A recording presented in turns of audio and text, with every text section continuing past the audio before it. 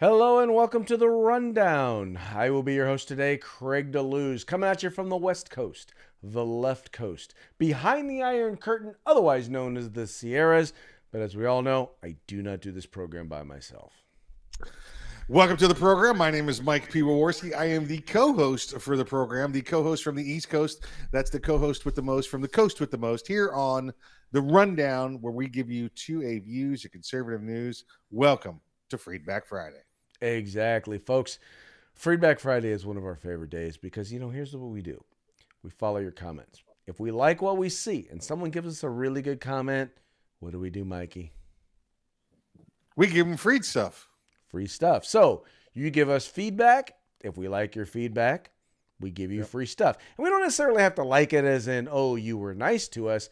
Here's the thing. You amused us. You were funny, you were entertaining, or you were particularly informative. Any one of those will actually work to help potentially get you a prize.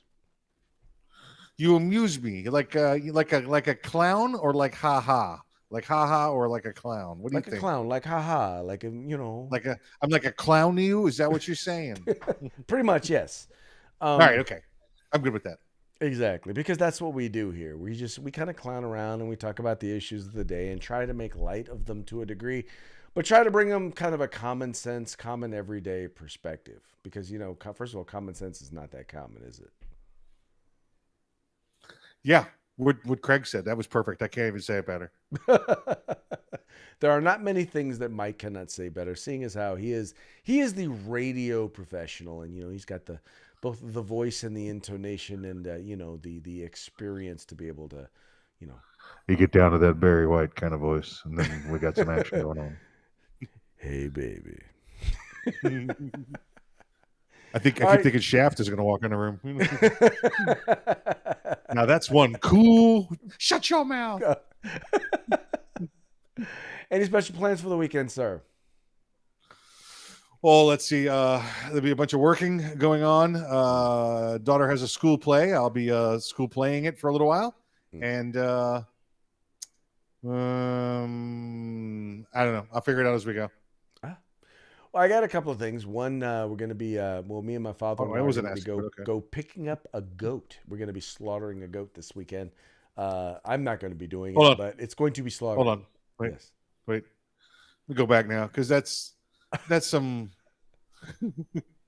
Okay, because that's kind of like some hillbilly kind of nonsense. We're gonna go get us a goat and slaughter. Yes, it is definitely very hillbilly. It's actually very East Indian. So my father-in-law is East Indian. We're going to pick up a goat, and we're going to have some fresh goat curry this weekend. If you had asked me before I married my wife if I would ever be eating goat, I would have said no. Yep. Now that I am, goat curry is in the top 5 favorite things that I like to eat. Now listen, I love good goat curry, right? Right.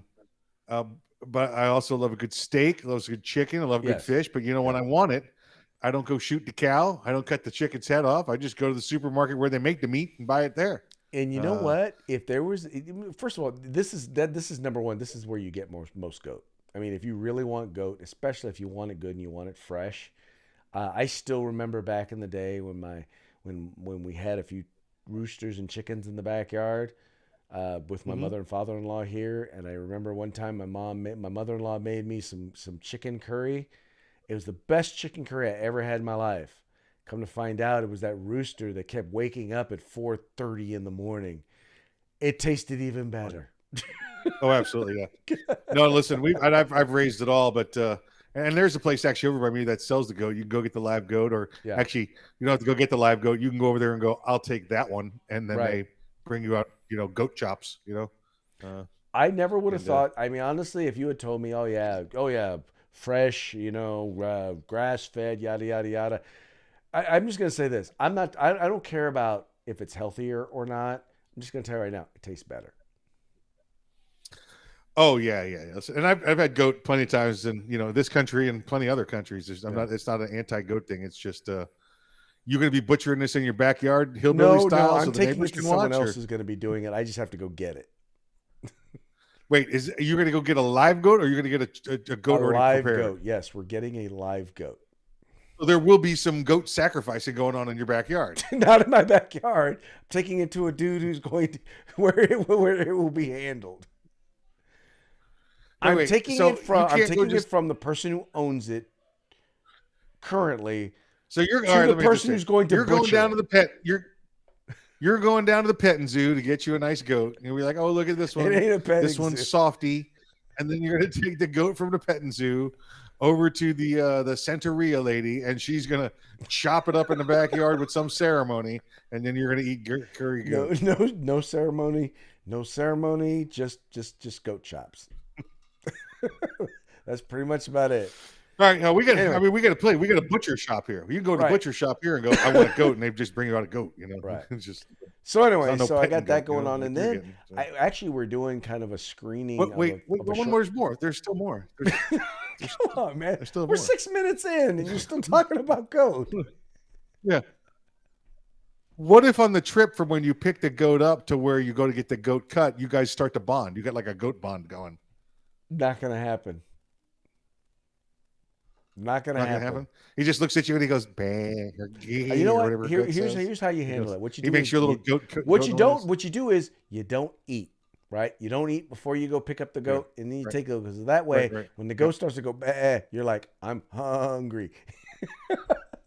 Do you wait now? Okay, last question. I promise. Do you blindfold the goat on the drive? I mean, I the goat blindfolded on the drive no over? idea. My father-in-law will be like telling me what to do on that. No, but I don't believe you do. Got like a last cigarette in his mouth the whole drive over. All blindfolded. Okay, moving right along. So then we're also doing a screening of a film that we've done, a short film that we've done. So we did a film a year and a half ago called Authentic, where it was basically a barbershop conversation amongst a bunch of African Americans, kind of like showing that, you know what, black people don't all think alike and politically. And this one is actually, it's kind of the same thing, only we're talking about school choice. So we're going to be doing a screening of that. And that is pretty much going to be my weekend. Nice. Yeah. Nice. So, Are you going to take some goat to the screening, you think? No, the goat will not be done by then. It won't be cooked by then. Okay, gotcha. I will. Gotcha. Yeah, gotcha. No, the goat won't be done by then. All right. All right. Yeah, goat screening. I'm done with the goat question. Well, I didn't know. Maybe like a slow roasted smoky goat kind of deal. Smoky goat. Okay, Mike, you're done. You're done. Okay, you're cut off. You're cut off. We're gonna move on. We're gonna start talking about stories now, as we're now 8 minutes into the program. Moving right along. Let's start with our good friend Jen Psaki, in honor of Mike P, because we all know Mike P has a thing for Jen Psaki. There you go, Mikey. I thought you would appreciate that. We all know how you feel about Jen Psaki and her twin. Jen, come on. 2 years. Give me a call, babe. Come on.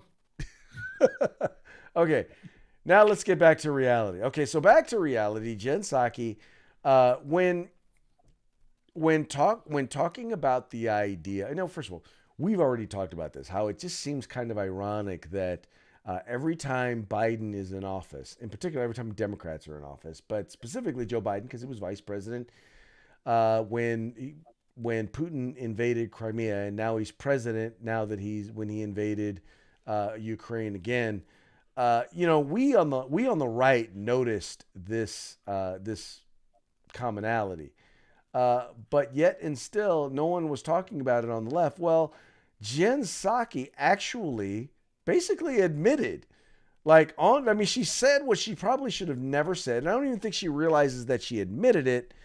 That we know that this happens. We know that this is something that Democrat. I mean, we know this is something that he does. That as soon as a Democrat is in office, he decides he's going to invade. Check it out. I was at the State Department. The president was the vice president the last time Russia invaded Ukraine. This is a pattern of horror from President Putin and from the cronies around him. All right. So first of all, did you recognize the extra red highlight around her head, her hair, her orange halo? Seriously, give me a call, Jen. I mean, isn't she darling? She's amazing. Just hook her brother up. Come on. Right. Except that she works for a complete and utter idiot and attempts to cover for him, failing most times at every turn. Yeah, but she tries to cover for him like this. She's like, I don't know, just check the binder. I don't know. I just she's done with it. She's done with it. She does the whole oh look, the Hindenburg, when they ask questions, and she just runs out of the room now. Yeah, listen, she says, if she comes right now, she goes, listen, this is what happens when there's a Democrat in office, when Biden's in office, Russia attacks things. So it's just a pattern, and it's not as if she said, oh, he's so weak, they have poor foreign policy. We know no one's going to actually take any military action. We'll throw some sanctions at them. That only happens when a Democrat's in office. So it's not like she said that. She didn't actually say that, but it's not it doesn't. You don't have to take a huge leap. I mean, in fact, it's a pretty small step to. Yeah, because she said when he was in office before, he invaded Crimea, and now he's in office again, and he's invading Ukraine again. It's a horrible, evil pattern. When your boss is in office, he invades Ukraine. Yep. Yeah. Biden, Ukraine, Hunter Biden, Ukraine. So you gotta wonder. You have to wonder. But anyway. So, needless to say, even Jen Psaki admits that, even, Putin just, he has absolutely no respect for Joe Biden and is going to do whatever he can when Joe Biden, or basically when a Democrat is in office. Exactly right. Right. Not much more to be said by there. No. All right. So, but at least we do have the president who is fighting for the Ukraine. He is working to try and make sure that they are able to secure their borders, right? In fact, he is going after $10 billion. $10 billion in order to help defend in order to help protect the Ukrainian border. There's only one problem. He's spending $6 million, Mike, every day in order to make sure that the U.S. border at our southern border, our border wall is not built. Meaning, he's working to protect their border, but he's not interested in protecting our own border. I mean, some of the people who have an issue with us being involved in Ukraine and all of this, this is their number one point, and it's a little hard to dismiss their argument. Think about this. $6 million a day to not build the wall. We're already over $1 billion since this guy took office to not build the wall. How do you spend $6 million a day to not build the wall?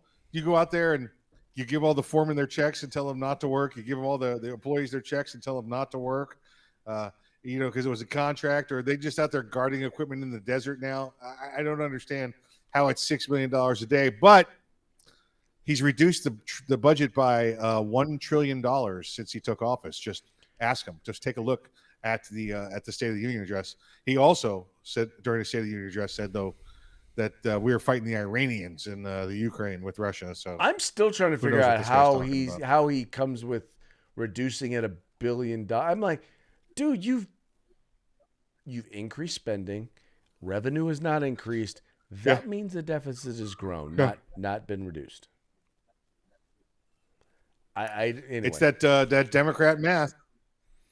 Well, there you go. It is. In other words, it is whatever I say it is. 1 + 1 is 4 because I said it is. No, I'm sorry. 1 + 1 is 4 because you're racist. Right. Well, you are racist, though. We know that. Unless you agree, you're racist. Yeah. That's pretty much how it works. But anyway. So what else do you think? So do you think if he's going to give this $10 billion to build the Ukrainian wall, who do you think is going to build it?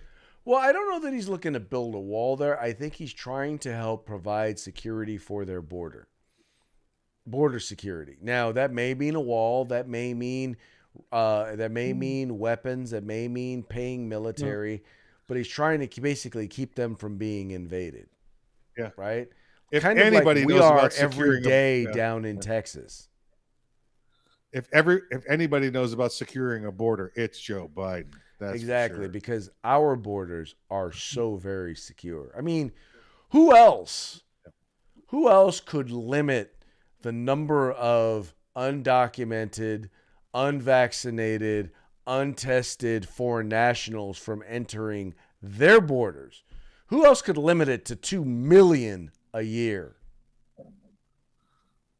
Listen, Joe Biden couldn't secure a Borders bookstore. All right, can we He just couldn't. get He away most from this definitely could. guy? If there was one exit and it was locked, he could not secure it. Just saying. I'm talking like a standalone one too. Not one that's attached to other buildings, so you got to Right. worry about their access Not in a control. strip I'm talking about like mall. one building in the middle of the parking lot. Yeah, just Right. one building in the middle of the parking lot, front door, back door. Can we In secure Oklahoma, it? Sir, we've lost control of where the building. half the Of people course we can't have. read, right? Yeah, And the other half right, aren't right. interested in Whoa. reading. Craig taking shots at Oklahoma over here. What's going on with that?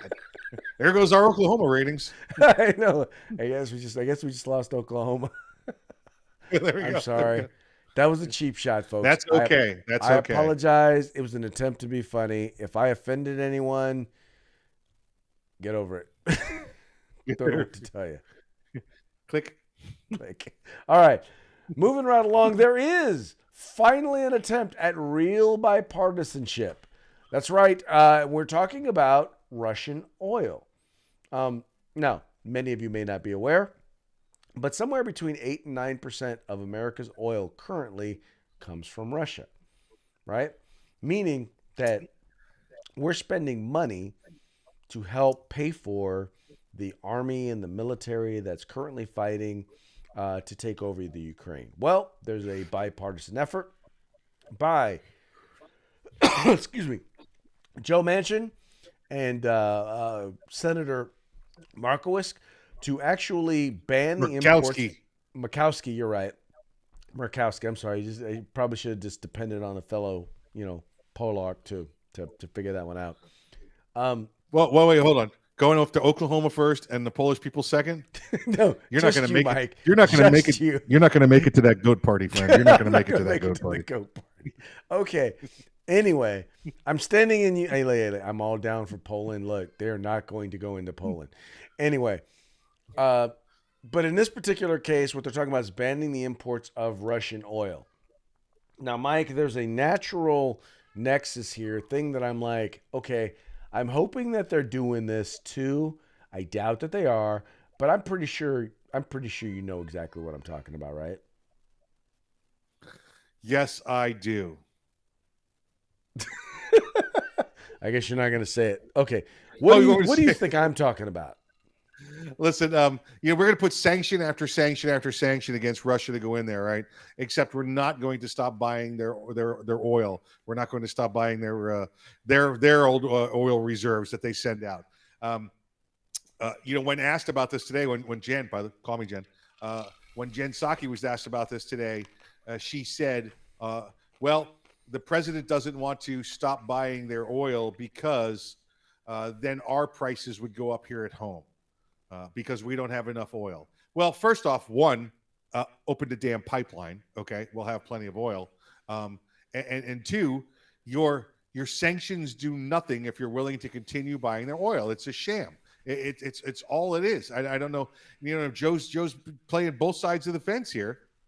I don't understand how we can't stop buying their oil because our prices are going to go up in this country. You know what he's worried about there? Because if the prices of oil goes up, what goes up? Price of gasoline, right, folks?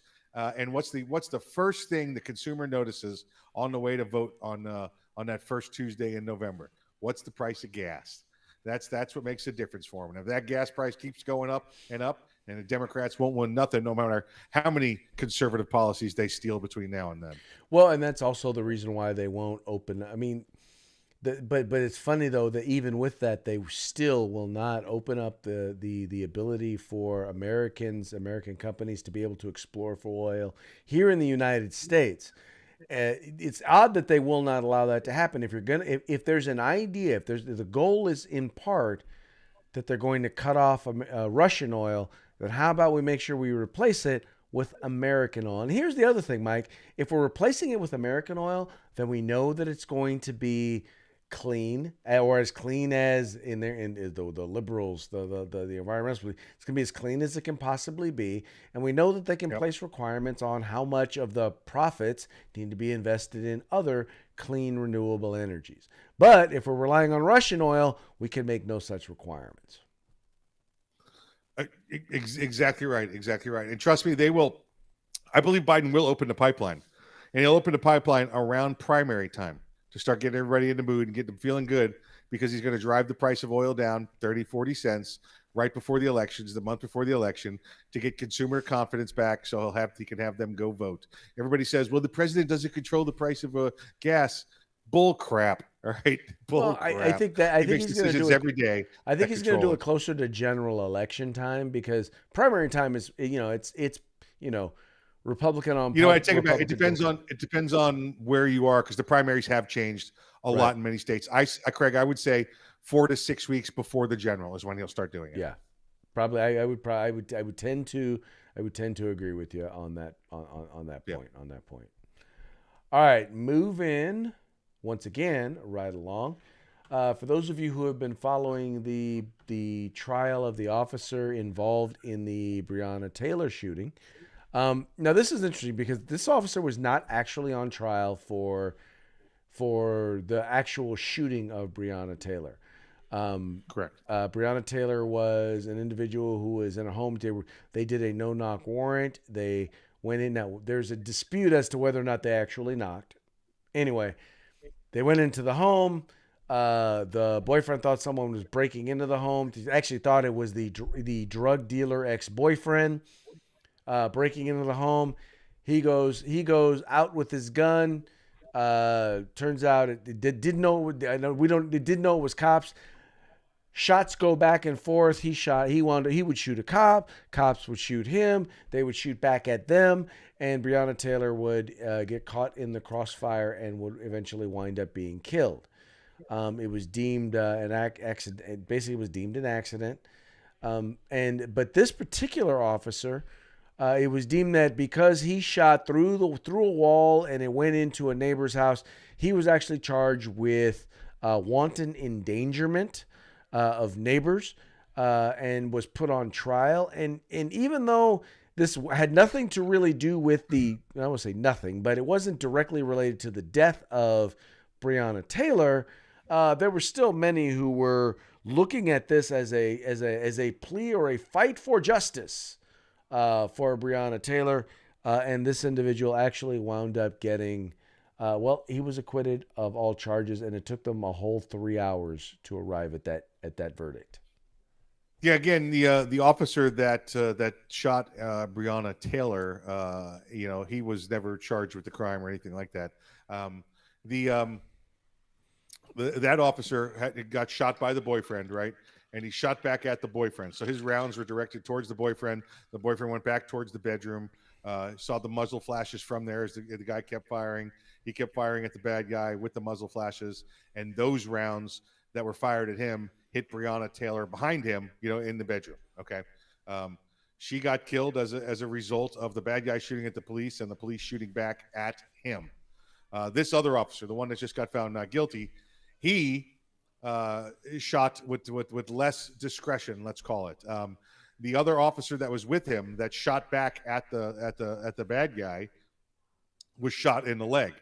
So now it's this guy's job to maintain some kind of control, maintain some kind of keep the bad guy's head down and take the wounded officer and kind of drag him out, right?